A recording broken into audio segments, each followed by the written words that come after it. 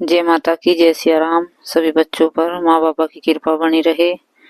भाई बच्चे पूछ रहे थे कि ज्वाला माँ की साधना बताओ ताकि उनकी हम पे कृपा भी हो सके। और बच्चों बता, पहली बात तो ये है कि जो माँ के जितने भी हैं ये शक्तिपीठ, ये सब एक ही माँ के हैं। सती माँ के जब दक्ष के यज्ञ में माँ जब हुई थी और तो वहां पे फिर उनको भोले बाबा आकर उठा के ले गए थे, तो विष्णु भगवान ने चक्कर से उनके टुकड़े टुकड़े कर दिए थे जब भोले बाबा वियोग में हो गए थे कि सारी धरती पे अकाल सा छा गया था। और फिर ये है कि ये इसलिए बनाए गए हैं अलग अलग शक्तिपीठों, क्योंकि भगवान तो जो भी करते हैं हम सब के लिए अच्छा ही करते हैं ना। तो ये इसलिए बनाए हैं कि भाई जिसको जैसे भी, जिसमें जिसकी श्रद्धा हो, जिसमें जिसकी भक्ति हो, तो उसकी भक्ति कर सकता है।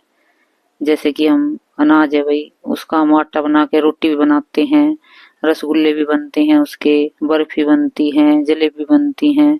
तो जिसको जैसा स्वाद आता है वही बना के खाता है ना उसका। तो ऐसे ही है हमारी भक्ति का भी। भाई हम ज्वाला की करो, कामाख्या की करो, माँ दुर्गा की करो, माँ काली की करो, किसी की भी हम भक्ति कर सकते हैं जिसको हमारी मन की इच्छा हो। क्योंकि हम किसी का मन किसी में, किसी का मन किसी में। तो भगवान ने सबको अलग अलग ये ऐसे शक्तिपीठ बनाए हैं भाई, जिसकी भी जिसकी चाहो बच्चे कर सकते हैं। हम सबके लिए ये आसान है, क्योंकि है तो एक ही, शक्ति भी एक है। माँ के ही तो अंग है ये जोड़ेंगे तो एक ही बन जाएगा पूरा शरीर माँ का। अलग अलग अंगों की पूजा होती है, जहाँ पे भी जितने भी हैं 52 शक्तिपीठ है, 52 भैरव है इनके साथ में। एक एक भैरव हर शक्तिपीठ पे मिलेगा तुम्हें। किसी का कैसा स्वरूप है, कोई बटुक भैरव रूप में है, कोई काल भैरव है, कोई मतलब हर तरह के रूप इनके अलग अलग है। अलग अलग ही भोग जाते हैं जितने भी हैं, अलग अलग तरीके से सबकी पूजा साधना आराधना सब होती है। तो जैसे ज्वाला माँ है, ज्वाला माँ की जैसे नवरात्रों में करते हैं तो और भी अच्छा रहता है। क्योंकि नवरात्रों में हर किसी के घर में कोई भाई अखंड जोत चलती रहती है। ये नहीं है कि भाई कहीं पे ज्योत कोई है बहुत से नहीं चलाते हैं, नहीं तो अखंड ज्योति सबके घर में ही चलती है नवरात्रों में। तो नवरात्रों में करोगे तो और भी अच्छा रहेगा। और वैसे भी तुम्हारे भाई अखंड ज्योत चला सकते हो तो बाद में भी कर सकते हो। ये बच्चे पूछ रहे हैं तो मुझे तो बताना पड़ता है ना। तो ये तुम्हें क्या करना है, जैसे इनकी साधना तुम 11 दिन की या 41 दिन की उठा लेना, जैसे भी तुम्हें अच्छा लगे। जो नवरात्रों में करोगे तो 9 दिन की होगी, गुप्त नवरात्रों में करोगे तो 11 दिन की होगी।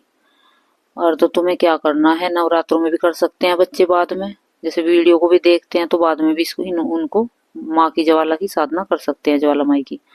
तो ये तुम्हें क्या करना है, जैसे फिलहाल जैसे नवरात्रि भी नहीं है, कुछ भी नहीं है, तो तुम्हें साधना करनी है। तो तुम साधना 9 दिन की करो या 11 की या 41 दिन की, जैसी तुम्हारी श्रद्धा हो। मैं तुम्हें उसी हिसाब से तुम्हें जाप और ये बताऊंगी। तो तुम्हें एक तो माँ की ज्योत प्रज्वलित करनी है, अखंड ज्योति। अखंड ज्योति देसी घी की चलेगी। फिर बच्चे पूछेंगे कि हम तेल की चला सकते हैं, तेल की नहीं चलेगी। ज्वाला माँ की ज्योत घी की चलती है, देसी घी की ज्योत चलेगी। और जैसे ज्योत तुमने चलाई है, पहले दिन माँ का लाल कपड़ा, आसन मतलब नया कपड़ा हो शुद्ध पवित्र, उसे बिछाना है चौकी पे और गंगा जल का छिड़काव करना है। और माँ दुर्गा के सामने तस्वीर रखनी है, उसी के सामने ज्वाला की ज्योत चलेगी माँ की। और फिर ज्योत में कलावा बांधना है, कलावा बांध के और उनपे तिलक करना है सिंदूर से। और सवा मुट्ठी चावल, सवा मुट्ठी पीले चावल करके ज्योत के पास में रखने हैं, एक कटोरी में डाल के। एक कटोरी में उसमें 2 लौंग और 2 इलायची रखनी है। उसमें 11 रुपए की अरदास लगानी है माँ से पहले दिन भी, कि माँ आज से हम ये संकल्प ले रहे हैं कि आपकी हम 11 दिन की साधना करेंगे और हम पे आप अपनी कृपा बनाना। भाई जिस तरीके से तुम साधना करना चाहते हो, एक तो दुख दरिद्र को मिटाना चाहते हो, एक माँ की कृपा पाना चाहते हो, तो वो तुम्हें ही बोलना होगा। जैसे भी तुम चाहते हो तुम बोल लेना, ठीक है। ये तुम्हारा पहले दिन का हो जाएगा, संकल्प भी हो जाएगा और सरदास भी लग जाएगी, ठीक है। फिर अपना सुबह नहा दो, जैसे नहा दोगे जो तो वो सब अपनी होगी तुम्हारी।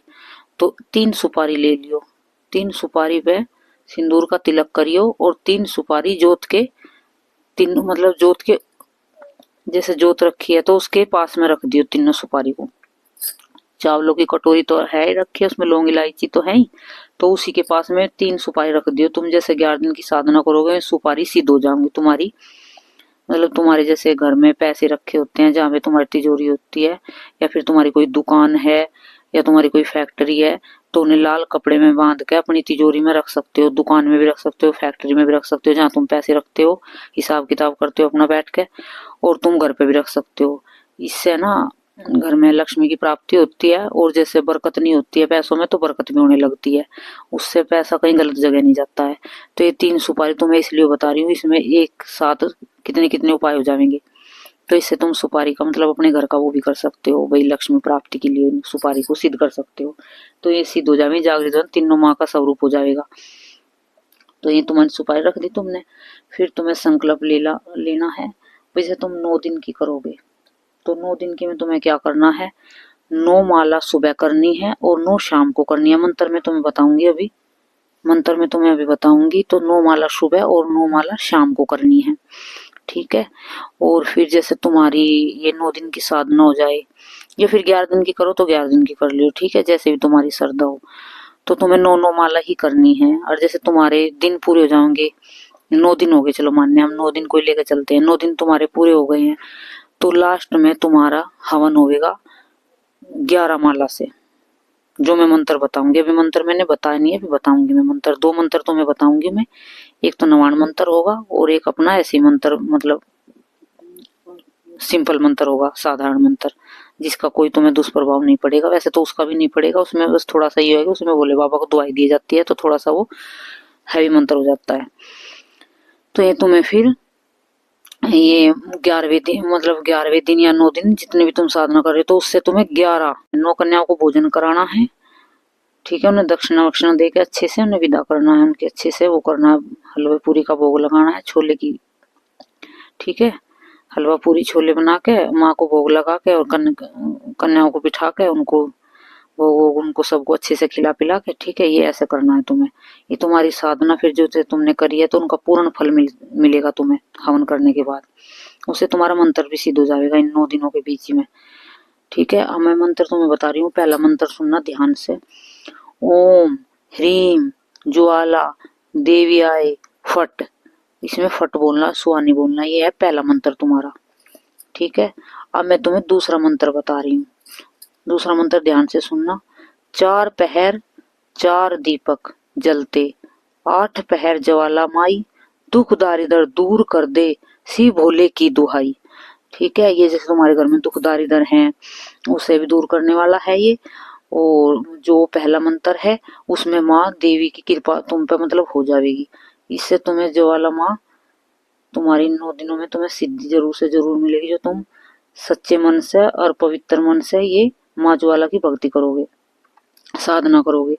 इसके दौरान तुम्हें साधना के दौरान किसी से बातें ज्यादा नहीं करनी है, फोन में कुछ उल्टा सीधा नहीं देखना है, ब्रह्मचर्य का पालन करना है, और अपना सात्विक खाना खाना है। जैसे खाने में तुम एक टाइम भोजन कर सकते हो, ठीक है। और तुम ये चाहते हो कि हम भोजन नहीं करेंगे, तो फलहार भी ले सकते हो। जैसे नवरात्रे होते हैं उसमें तो हर कोई व्रत रहता है, तो उसमें तो फलहार पे रह जाते हैं। जैसे नवरात्रों के बाद करोगे तो उसमें तुम्हें एक टाइम भोजन तुम कर सकते हो, इजाजत है तुमको, ठीक है। अपनी रोटी सब्जी बना के सात्विक ऐसे, बिना हींग की बिना लहसुन प्याज की कुछ भी सब्जी बना के उससे तुम खाना खा सकते हो 11 दिन तक, जैसे साधना कर रहे हो। और तुम्हें किसी से ज्यादा बात नहीं करनी, बाहर कहीं मतलब बाहर के किसी के घर का नहीं खाना पीना है। और जैसे बाल नहीं कटवाने, नखून नहीं कटवाने हैं, और जैसे पुरुष हैं भाई उनको शेविंग नहीं करानी है। तो इस तरीके से तुम्हें नियमों का पालन करना है, ठीक है। और अपनी चाय दूध सब जो भी है वो ले सकते हैं अच्छे से। और माँ की अखंड ज्योत जला सब अच्छे से जला के उनकी अपनी पूजा कर सकते हैं, माँ से प्रार्थना कर सकते हैं, ज्वाला माँ हम आपके जो ये मंत्र इसको सिद्ध कर रहे हैं, और जो हम आपकी साधना कर रहे हैं, ये हमें साधना इसलिए कर रहे हैं, जो हमारे घर में दुख है, दारिद्र हैं, या किसी ने कुछ हम पर करी क्रिया कर रखी है, तो माँ ये हम आपकी साधना करेंगे, इस क्रिया को तुम दूर करना, और हमें हमारे घर में जो भी दुख दारिद्र को दूर करना, और हमारे जो भी काम रुके हैं माँ इन काम को हमारे को मतलब बनाना। माँ से ऐसे प्रार्थना करनी है, अपना नाम गोत्र जगह सब बोल देना है पहले दिन ही जब संकल्प लोगे। और जैसे कि माला है, माला तुम जप करोगे तो उसे गौमुखी में ही जप करना है, बिन माला के जप नहीं करना है। कभी फिर कहो कि माला नहीं है हमारे पास, तो माला लेके आना है। उसको गंगा जल से कच्चे दूध से धो के अच्छे से और कपड़े से पोंछ पाछ के उसे पवित्र कर लेना। उसको तिलक करना, थोड़ा सा कलावा चढ़ाना उसको, ठीक है, थोड़े से अक्षत चढ़ाना, थोड़े से पुष्प चढ़ाना, तो वो माला तुम्हारी शुद्ध पवित्र जागृत हो जाएगी। उसका पूजन कर लेना। उसकी मैंने वीडियो डाल रखी है, उसमें तुम देख लेना अच्छे से कि माला को लाते हैं तो कैसे पहली बार उसको सिद्ध करते हैं और कैसे उसको पूजन करते हैं माला का। तो तुम्हें ये करना है माला का। फिर एक जैसे तुम्हें भाई तुम साधना के दौरान तो फिर सुरक्षा घेरा भी जरूरी होता है ना। जैसे तुम साधना कर रहे हो, जैसे नॉर्मल रोज की पूजा करते हो उसमें तुम्हें सुरक्षा घेरे की जरूरत नहीं रहती है। जैसे तुम साधना करते हो सुबह शाम किसी भी टाइम मंत्र जप करते हो 1-2 घंटे का, तो उसमें तुम्हारा सुरक्षा घेरा होना जरूरी है, ताकि तुम्हारे मंत्र जाप तुम्हारे मंत्रों की जो भी है उसको कोई चुराए नहीं, और तुम्हारी ऊर्जा है जो तुम्हारे उस मंत्रों की वो तुम्हारे शरीर में ही रही। ठीक है, उसका तुम्हें क्या करना है भाई, तुम्हारे पास गुरु मंत्र है तो उससे करना है। गुरु मंत्र नहीं है तो तुम बिना गुरु के भी कोई मंत्र कंटिन्यू जप रहे हो, जैसे कि भाई 2 साल हो गए, 1 साल हो गए, 6 महीने हो गए, उस मंत्र का तुम जाप करते आ रहे हो, तो उस मंत्र को तुम्हें क्या करना है, हाथ में जल लेके और उस मंत्र को बोल के, एक बार जैसे बोला तो फूंक मार दी उस जल में, दूसरी बार बोला ऐसे जल में फूंक मार दी, 7 बार बोलना है, 7 बार ही फूंक लगानी है उस जल में। तो फिर उसे अपने चारों ओर छिड़क लेना है, घेरा बना लेना है। उससे तुम्हारा सुरक्षा चक्र बन जाएगा। उससे तुम्हारी जो भी तुम साधना जप तप जो भी करोगे, उससे तुम्हारा कोई भी बाहर जैसे नेगेटिविटी होती है उसको ग्रहण नहीं करेगी। उसकी जो भी है तुम्हें उसकी शक्ति मतलब तुम्हें उससे डबल होके मिलेगी, और तुम्हारे शरीर में उसकी तुम्हें उसका पूरा पूरा फल मिलेगा, कोई उसे चुराएगा नहीं। ठीक है, तो ऐसे सुरक्षा घेरा बनाते हैं साधना के दौरान। और जैसे कि बच्चे कह रहे थे कई वीडियो, और बच्चे ने बोल रखी है कि हमारी एक वीडियो बनाओ, तो हम मैं धीरे धीरे करके हर किसी की वीडियो दूंगी बना के, तुम परेशान मत होइयो, मिलेगी जरूर, सब्र रखना।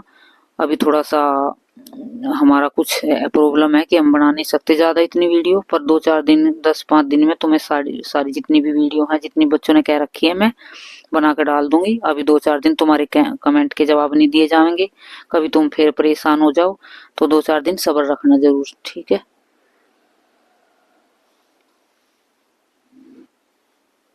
और जैसे कि बच्चों दरबार जैसे पूछते हैं बच्चे कमेंट में कि दरबार कहाँ है, हमसे फोन से बात करनी है, हमें मतलब ये है वो है, तो बेटा 1 महीने दरबार बंद रहेगा, कोई किसी का फोन नहीं उठाया जाएगा, ना किसी से कोई मतलब बात होगी, और ना ही किसी कमेंट के जवाब दिए जाएंगे। कमेंट के जवाब तो फिर भी 1 हफ्ते के बाद देना शुरू कर देंगे, लेकिन दरबार तो 1 महीने बंद रहेगा। ठीक है, और अच्छे से अपना ध्यान रखना और अच्छे से साधना ध्यान से करना है। ये मंत्र तुम्हें अच्छे से बता दिए, सरल साधना है, इसमें कोई कष्ट नहीं है, इसे नवरात्रों में भी कर सकते हैं, और इसे बीच में जब तुम्हारी इच्छा हो तभी कर सकते हैं। और जैसे तुम बीच में करोगे तो ये अमावस्या के बाद करनी है साधना, क्योंकि अमावस्या के बाद चांदन लग जाता है, शुक्ल पक्ष। ठीक है, ये कृष्ण पक्ष में अंधेर में नहीं करी जाती है, ये चांदन लग जाता है अमावस्या पीछे, तो उसमें साधना करते हैं, उसका ना ज्यादा फल मिलता है। ठीक है, और ये मैंने तुम्हें बता दिया, जिस समय तुम्हें करना चाहो कर सकते हो। नवरात्रों में करोगे तो नवरात्रों में और भी अच्छा होगा। अब गुप्त नवरात्रि आवेंगे फरवरी में, तो गुप्त नवरात्रों में भी कर सकते हो। ठीक है, जय माता की, जय सिया राम। सब बच्चे अपना ध्यान रखना।